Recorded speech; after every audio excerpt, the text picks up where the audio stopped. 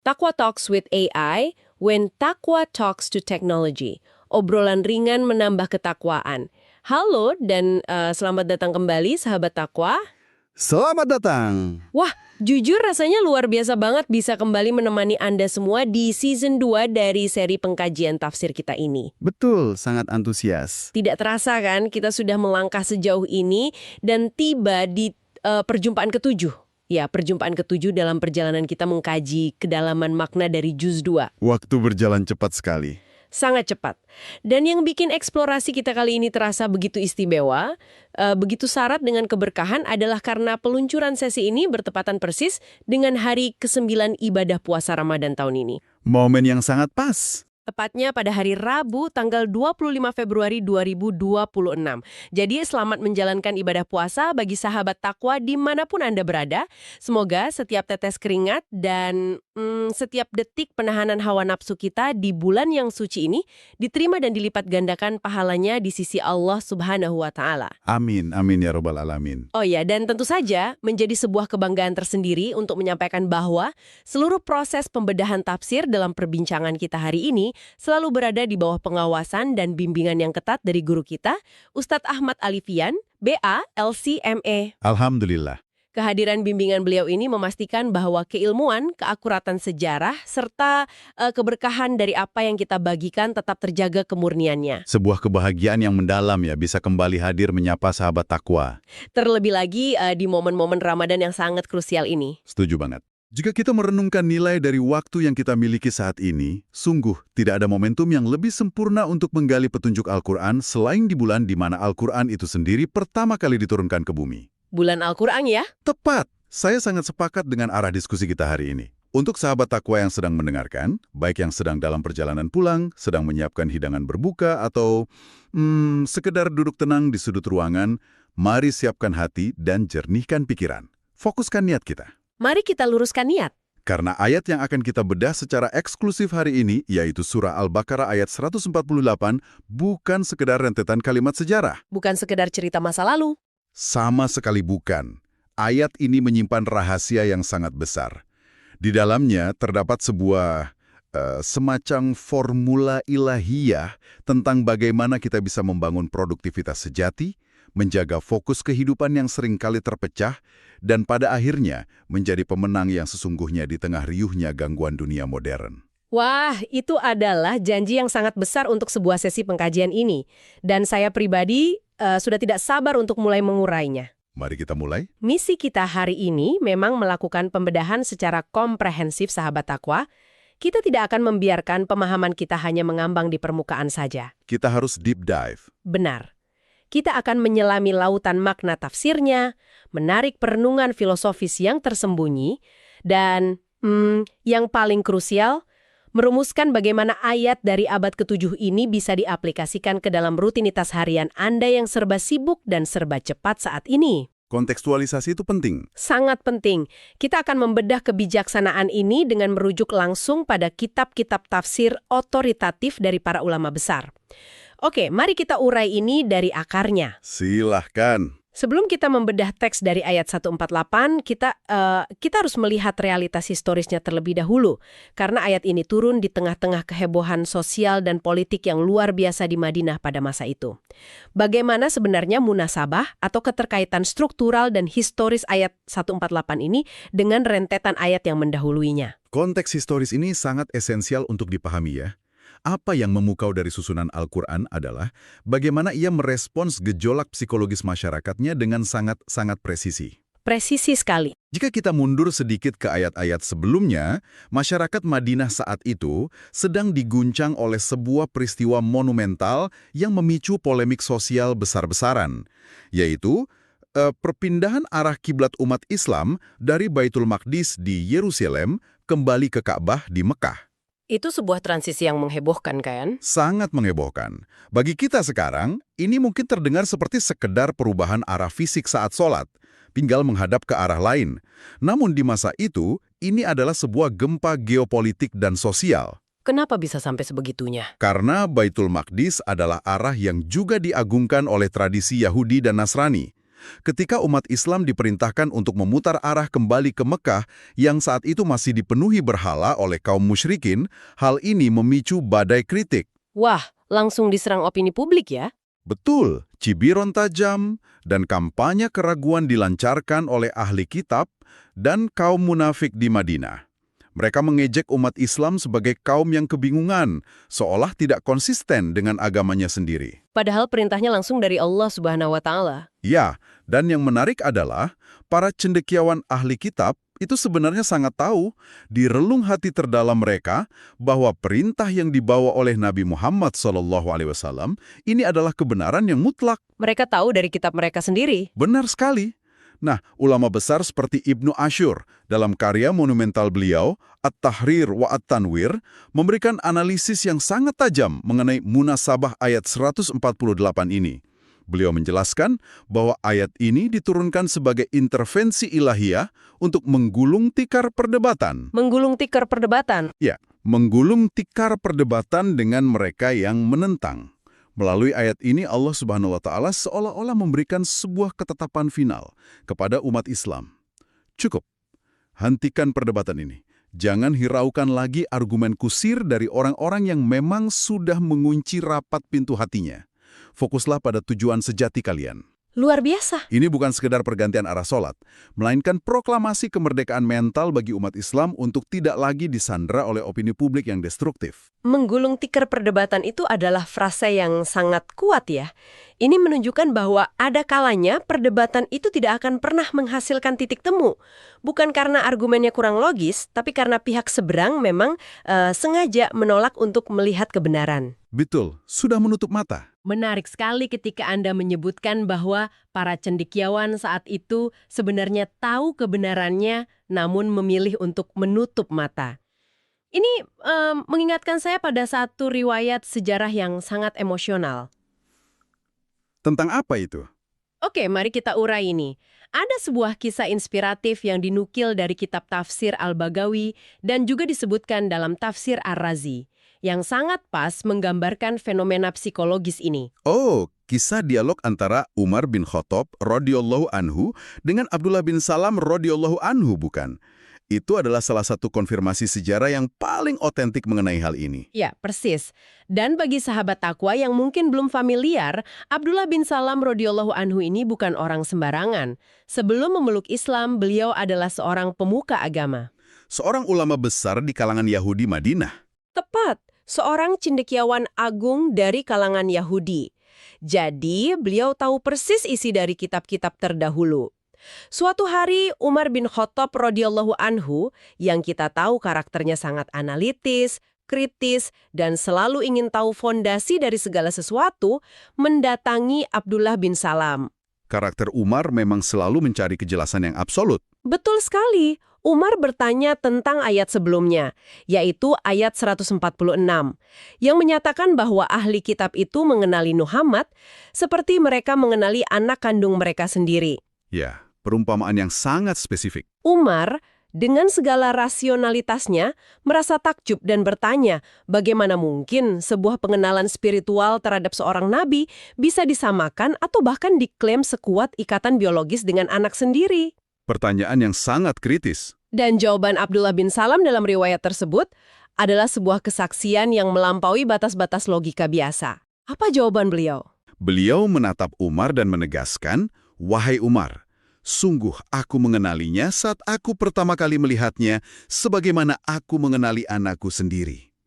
Lalu beliau menambahkan sebuah kalimat yang sangat berat. Merinding saya membayangkannya. Beliau berkata, "Bahkan pengenalanku terhadap Muhammad SAW jauh lebih kuat dan lebih meyakinkan daripada pengenalanku pada anakku sendiri." Masya Allah, itu poin yang tajam. Bayangkan kedalaman keyakinan yang dibutuhkan untuk mengucapkan kalimat seperti itu ya. Tidak main-main. Beliau pada dasarnya mengatakan seorang manusia bisa saja memiliki keraguan tentang garis keturunan biologis anaknya, tetapi tanda-tanda kenabian yang ada pada diri Rasulullah SAW itu begitu benderang. Begitu presisi. Ya, begitu presisi, sesuai dengan apa yang ada dalam kitab suci mereka, sehingga tidak ada ruang sekecil apapun untuk keraguan. Namun realitas pahitnya adalah Terlepas dari kebenaran yang sebenderang matahari itu, mayoritas dari mereka tetap memilih untuk mengingkari. Merawat kedengkian. Betul, merawat kedengkian dan terus-menerus memproduksi perdebatan karena gengsi sektoral. Kalau kita tarik benang merahnya ke realitas sekarang, sahabat Aqua, pola psikologis manusia sebenarnya tidak banyak berubah. Di dunia modern ini, terutama ketika kita berselancar di dunia maya dan media sosial, Anda pasti sering mendapati situasi yang identik. Sering banget. Kita terjebak dalam pusaran perdebatan yang menguras emosi di kolom komentar, di grup percakapan digital, atau dalam diskusi opini publik. Kita berhadapan dengan orang-orang yang sama seperti polemik kiblat di Madinah, berdebat bukan untuk mencari cahaya kebenaran. Cuma cari menang sendiri. Tepat, mereka berdebat semata-mata untuk memuaskan ego, untuk merasa menang, atau untuk mencari validasi kelompok. Melalui konteks turunnya ayat 148 ini, Al-Quran memberikan sebuah resep kewarasan yang sangat relevan, yaitu tinggalkan perdebatan yang sia-sia itu. Tinggalkan saja, move on. Ya, energi yang Anda miliki, waktu, pikiran, dan emosi terlalu mahal untuk dihabiskan melayani orang-orang yang memang tidak berniat untuk mengerti. Kita diminta untuk melangkah maju, membiarkan mereka dengan polemiknya, dan mengalihkan seluruh fokus kita pada tindakan nyata. Daripada jari kita kelelahan mengetik balasan untuk komentar yang memprovokasi, lebih baik tenaga itu dialihkan ke hal-hal yang benar-benar membangun kehidupan kita. Sangat setuju. Ini membawa kita secara alami masuk ke pembedahan teks ayatnya, sahabat Aqua. Potongan pertama dari surah Al-Baqarah ayat 148 ini berbunyi, Walikullin wijhatun huwa muwalliha, dan bagi tiap-tiap umat ada kiblatnya atau arahnya sendiri yang ia menghadap kepadanya. Ya, potongan yang sangat indah. Jujur saja, saat membaca potongan ini, saya sempat terpaku. Biasanya ketika kita sebagai muslim mendengar kata kiblat atau arah menghadap, yang terbayang di kepala kita secara otomatis adalah sajadah, kompas penunjuk arah, dan fisik bangunan Ka'bah. Secara harfiah memang begitu. Tapi melihat bagaimana para mufasir membedahnya, rasanya makna kata wijah ini punya dimensi yang jauh lebih dalam dari sekedar koordinat geografis. Analisis linguistik yang sangat tepat. Mayoritas ulama ahli tafsir memang pada awalnya menyepakati bahwa secara tekstual dan asbabun nuzul, kata wijah di situ merujuk pada arah fisik kiblat dalam pelaksanaan ibadah ritual. Sesuai konteks sejarahnya. Betul. Setiap komunitas agama pada masa itu memiliki arah kebanggaannya masing-masing. Namun, kedalaman Al-Quran memungkinkan makna tersebut meluas seiring dengan konteks kehidupan manusia. Pendalaman yang luar biasa elegan datang dari ulama seperti Ibnu Qayyim dalam tafsir Ibnu Qayyim dan Imam Al-Alusi dalam tafsir Al-Alusi. Bagaimana mereka memaknainya? Mereka membongkar makna wijah ini melampaui batas-batas fisik. Wijah dimaknai sebagai orientasi hidup secara keseluruhan. Ia mencakup kecenderungan alami seseorang, jalur pengabdian sosialnya, bidang profesi yang ia tekuni, dan cara-cara spesifik yang ia pilih dalam rangka mendekatkan diri kepada Allah Subhanahu wa Ta'ala. Wah, ini perspektif yang membebaskan sekali. Sangat membebaskan. Konsep ini adalah sebuah pengakuan ilahiyah bahwa jalan menuju keridhaan Tuhan itu tidak monolitik. Ia memiliki banyak pintu, ia memiliki ragam bentuk yang disesuaikan dengan kapasitas, takdir, dan potensi positif yang telah Allah Subhanahu wa Ta'ala titipkan ke dalam DNA setiap hambanya. Disinilah ini menjadi sangat menarik, sahabat Takwa. Relevansinya bagi kehidupan keseharian Anda menjadi sangat nyata. Kita hidup di zaman di mana kita terus-menerus dibombardir oleh potret kesuksesan orang lain. Melalui media sosial ya? Ya, kita membuka layar ponsel cerdas kita dan melihat seseorang mencapai pencapaian luar biasa di bidang tertentu, dan tiba-tiba kita merasa hidup kita sendiri stagnan atau tidak berarti. Kita merasa insecure, merasa tertinggal. Tetapi pemahaman tentang wijha ini seolah menepuk pundak kita dengan lembut. Menyadarkan kita. Betul, menyadarkan kita bahwa setiap orang memiliki sirkuit perlombaannya sendiri. Coba kita proyeksikan ini ke dalam kehidupan nyata. Ada dari sahabat takwa yang wijahnya fokus utama ibadahnya adalah berpeluh keringat mencari nafkah halal. Anda bangun di saat langit masih gelap, berdesakan di transportasi umum, demi memberikan kehidupan yang layak bagi keluarga. Itu adalah wijah yang mulia. Sangat mulia. Ada pula yang wijahnya adalah dedikasi penuh di dalam rumah tangga. Seorang ibu atau ayah yang menghabiskan waktunya mendidik anak-anak, mencetak generasi masa depan yang kuat akidahnya. Ada yang jalurnya berada di mimbar-mimbar dakwah, dan ada pula yang membangun wijahnya melalui baris-baris kode pemrograman perangkat lunak, menciptakan inovasi teknologi yang memudahkan hajat hidup umat manusia. Dan indahnya, keberagaman ini bukan sebuah kecacatan dalam beragama, melainkan sebuah desain yang disengaja. Mengutip kembali penjabaran dari tafsir Al-Alusi, beliau memberikan sebuah komparasi kehidupan yang sangat membumi. Komparasi seperti apa itu? Di tengah masyarakat, kehidupan bisa berjalan seimbang karena ada satu kelompok yang fokusnya turun ke ladang untuk bertani, sementara yang lain mendedikasikan waktunya untuk menumbuk gandum dan mengolah hasil panen tersebut. Keduanya saling melengkapi. Harmoni kehidupan ya? Ya, bahkan di dalam ranah keilmuan agama yang sakral pun, diversitas ini terlihat jelas. Ada satu ulama yang menghabiskan sisa umurnya secara eksklusif mengkaji detail-detail periwayatan hadis, sementara ulama di sebelahnya mencurahkan seluruh kemampuan intelektualnya untuk membedah kerumitan ilmu fikih. Mereka tidak bersaing ya? Tidak sedang bersaing untuk saling menjatuhkan.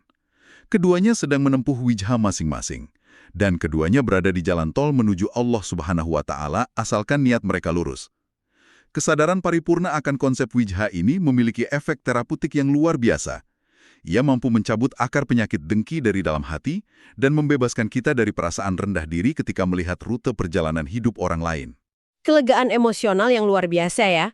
Setelah hati kita ditenangkan dengan validasi bahwa kita memiliki jalur pengabdian masing-masing, ayat ini tidak membiarkan kita bersantai begitu saja.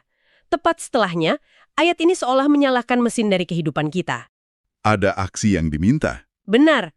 Allah Subhanahu wa Ta'ala menurunkan instruksi eksekusinya dalam bentuk dua kata yang sangat bertenaga, yaitu fastadipul khairat, maka berlomba-lombalah kamu dalam berbuat kebaikan. Dua kata ini adalah jantung dari produktivitas seorang muslim, dan yang membuat diksi Al-Quran selalu superior adalah ketepatan pemilihannya.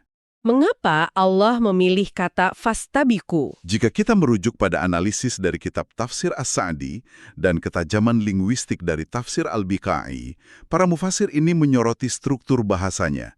Allah Subhanahu wa Ta'ala tidak sekedar menggunakan kata perintah dasar seperti if'alul khairat, yang terjemahan kasarnya adalah berbuat baiklah kalian. Kalau berbuat baiklah terkesan lebih pasif ya? Betul, kata dasar seperti itu masih menyisakan ruang bagi kelambanan. Kita bisa saja berbuat baik dengan cara yang sangat santai, menunda-nunda pelaksanaannya, atau sekedar menggugurkan kewajiban dengan kualitas yang paling minim. Namun, kata fastabiku memiliki struktur morfologi dalam bahasa Arab yang menuntut lebih. Menuntut kompetisi? Ya, menuntut adanya interaksi yang dinamis, sebuah pengerahan usaha yang maksimal, dan sebuah mentalitas kompetisi yang menyala-nyala. Ulama menjelaskan bahwa berlomba-lomba mengandung 3 elemen krusial. Pertama, melakukan kebaikan tersebut dengan kualitas yang paling prima. Kedua, menyempurnakan setiap rukun dan adab-adab yang menyertainya. Dan ketiga, ini yang paling sulit bagi manusia modern, menyegerakannya tanpa ada ruang untuk penundaan. Menyegerakan itu tantangan terbesar. Coba bayangkan, seorang pelari jarak pendek di lintasan atletik yang sedang berpacu menuju garis finish. Ia tidak akan berlari sambil berjalan santai, melihat-lihat pemandangan, atau menoleh ke belakang untuk merespon ejekan penonton. Seluruh fokus, otot, dan nafasnya dikerahkan ke depan. Mentalitas sang pemenang inilah yang ingin ditanamkan kuat-kuat oleh Allah ke dalam dada setiap muslim melalui kata fastabiko. Membawa analogi pelari itu ke dalam keseharian kita menuntut sebuah perubahan perilaku yang sangat radikal loh. Saya menemukan sebuah penjabaran yang sangat praktis dan memukul kesadaran dari buku Al-Quran Tadabbur wa Amal. Buku ini memberikan contoh-contoh yang menampar tentang bagaimana mengaplikasikan fastabikul khairat di tengah rutinitas kita yang sibuk. Contohnya seperti apa untuk konteks modern? Berkompetisi dalam kebaikan berarti saat panggilan azan berkumandang, Anda berlomba mengatur strategi waktu agar bisa melangkah lebih awal ke masjid dan mengamankan posisi di saf pertama. Bukannya sengaja mengelur waktu di meja kerja hingga imam hampir ruku. Sebuah tamparan yang halus. Di ranah sosial, berkompetisi berarti Anda mengambil inisiatif paling pertama untuk menekan ego, menurunkan suara, dan meminta maaf ketika terjadi perselisihan dengan pasangan atau kerabat. Bukannya menunggu berminggu-minggu membiarkan pihak lain yang mengalah lebih dulu. Ini sering sekali terjadi. Ini juga berarti menjadi orang pertama yang merespon penderitaan saudara kita dengan sedekah dan bantuan finansial sesegera mungkin, tanpa beralasan menunggu sisa-sisa gaji di akhir bulan.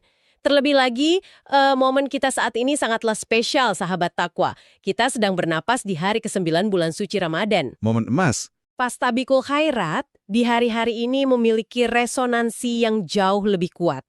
Ini berarti Anda tidak berkompromi dan tidak menunda-nunda pencapaian target tilawah Al-Quran harian Anda. Ini berarti Anda berlomba mengambil peran untuk berbagi hidangan takjil atau sekedar segelas air bagi mereka yang berbuka di jalanan. Kesimpulannya, jangan pernah merasa puas hanya karena Anda berhasil memenuhi standar kelulusan minimal dalam berbuat amal. Jangan berpuas diri dengan batas minimal. Allah Subhanahu wa Ta'ala tidak mengundang sahabat takwa untuk sekadar menjadi peserta figuran dalam ujian kehidupan ini. Anda diundang secara resmi untuk menjadi juara. Sebuah tantangan yang luar biasa besar.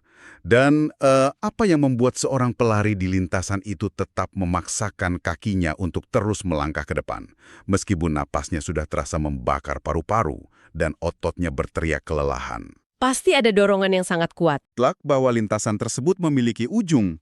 Ada batas waktu yang tidak bisa dinegosiasikan, ada garis finish yang semakin mendekat, dan ada pencatatan yang sangat akurat atas segala usahanya. Hal ini mengantarkan kita secara sempurna pada kalimat penutup dari ayat 148 ini. Kalimat pamungkasnya. Sebuah penutup yang dirancang untuk mengguncang kesadaran spiritual kita terdalam.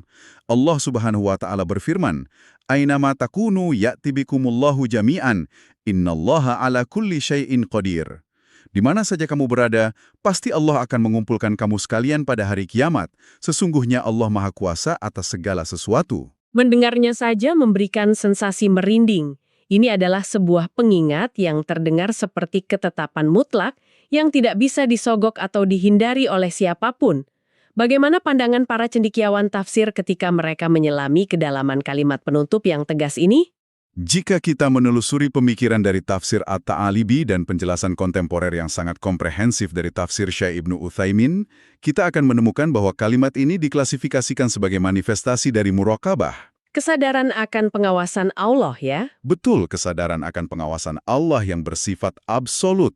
Ini berfungsi ganda, sebagai peringatan yang sangat keras bagi mereka yang lalai, sekaligus sebagai suntikan motivasi tingkat tinggi bagi mereka yang sedang berjuang di jalan kebaikan. Syekh Ibnu Utsaimin menempatkan penekanan yang sangat kuat pada frasa kemutlakan kekuasaan Allah. Kekuasaan yang tidak terbatas. Pesan yang ingin ditransmisikan sangatlah gamblang.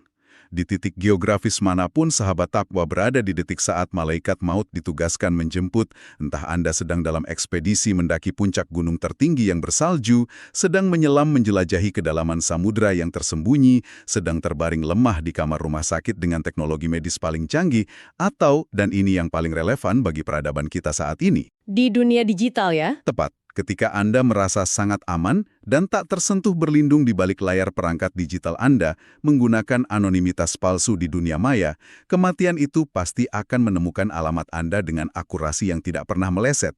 Tidak ada bunker, tidak ada enkripsi data, dan tidak ada tempat pelarian dari jangkauan takdir Allah Subhanahu wa Ta'ala. Tidak ada celah sedikit pun. Dan setelah layar kehidupan di dunia ini ditutup, Allah dengan kekuasaannya yang tak terbatas, yang menguasai seluruh hukum fisika dan waktu, akan membangkitkan dan mengumpulkan biliaran manusia secara serentak di padang mahsyar. Seolah-olah seluruh partikel yang berserakan di berbagai penjuru bumi disatukan kembali hanya dalam satu jentikan kuasanya. Untuk dimintai pertanggungjawaban? Tujuan dari pengumpulan akbar ini hanya memiliki satu agenda tunggal. Setiap individu akan diminta untuk mempresentasikan pertanggungjawabannya secara rinci atas setiap detik waktu, energi intelektual, dan fasilitas hidup yang telah dipinjamkan. Akan terlihat jelas rekam jejaknya. Apakah aset-aset berharga itu dihanguskan untuk melayani perdebatan kusir yang menguras jiwa, atau diinvestasikan secara optimal dalam perlombaan fastabikul khairat? Jadi, apa makna semua ini? Dampak praktis dari pemikiran ini terhadap psikologi harian kita benar-benar mendasar, sahabat takwa. Jika kita meresapi konsep muraqabah ini ke dalam aliran darah kita akan memandang waktu dengan cara yang sama sekali berbeda. Sudut pandangnya berubah total. Total.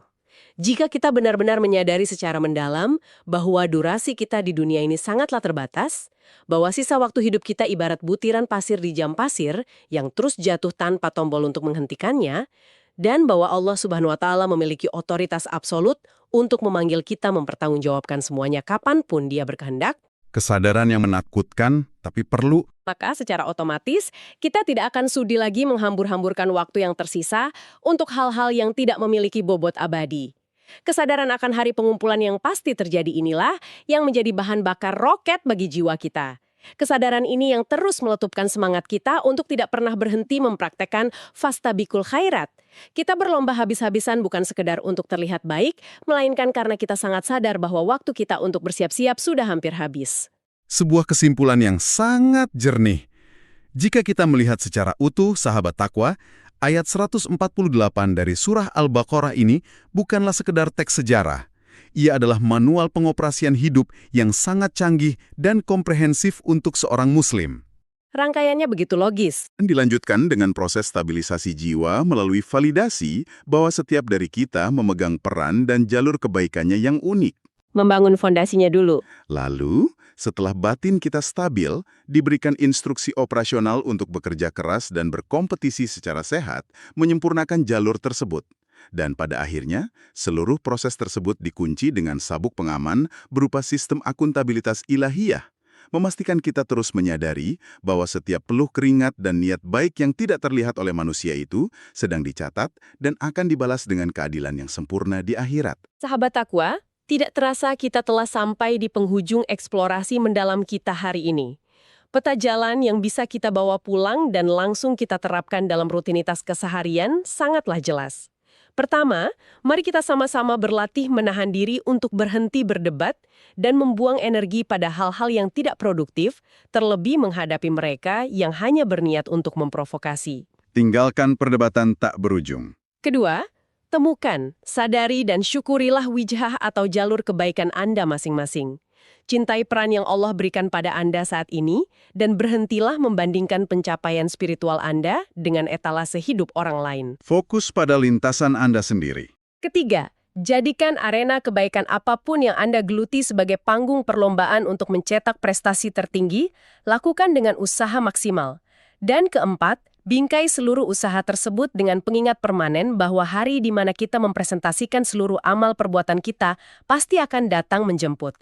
Terima kasih yang sebesar-besarnya kami ucapkan kepada sahabat takwa yang telah membersamai perjalanan tafsir tentang surah Al-Baqarah ayat 148 ini dari awal hingga akhir. Terima kasih banyak. Kami sangat berharap waktu yang Anda luangkan untuk menyimak ilmu di hari ke-9 Ramadan ini dicatat oleh malaikat sebagai pemberat timbangan amal saleh yang diterima oleh Allah Subhanahu wa Ta'ala dan turut meningkatkan kualitas serta kehusyukan ibadah puasa Anda. Amin. Tetaplah bersemangat menjalani hari, kenali dan maksimalkan wijah terbaik Anda, dan teruslah berlomba menjadi yang terdepan dalam kebaikan. Sampai jumpa di eksplorasi kita selanjutnya. Wassalamualaikum warahmatullahi wabarakatuh. Dan sebelum Anda benar-benar melanjutkan aktivitas, ada satu pertanyaan krusial dari pembedahan kita hari ini yang rasanya perlu kita bawa sebagai bahan perenungan malam ini. Mengingat ayat yang agung ini diturunkan dengan menggunakan bingkai sejarah dan perumpamaan mengenai arah atau kiblat fisik dari setiap umat, ada sebuah hal yang sangat layak untuk kita renungkan secara diam-diam. Apakah kita sebagai umat Islam yang hidup di era percepatan digital ini hanya sibuk meributkan dan memastikan secara matematis bahwa arah fisik sholat kita telah tepat menghadap ke Ka'bah di Mekah? Namun tanpa kita sadari, diam-diam kiblat dari hati kita, orientasi dari ambisi terbesar kita, dan tujuan yang mengendalikan napas hidup kita sehari-hari, justru telah melenceng jauh mengarah pada tumpukan materi, pengejaran gaya hidup semu, dan rasa haus yang tak berujung akan validasi publik di media sosial. Di manakah sebenarnya arah kiblat dari hati kita hari ini?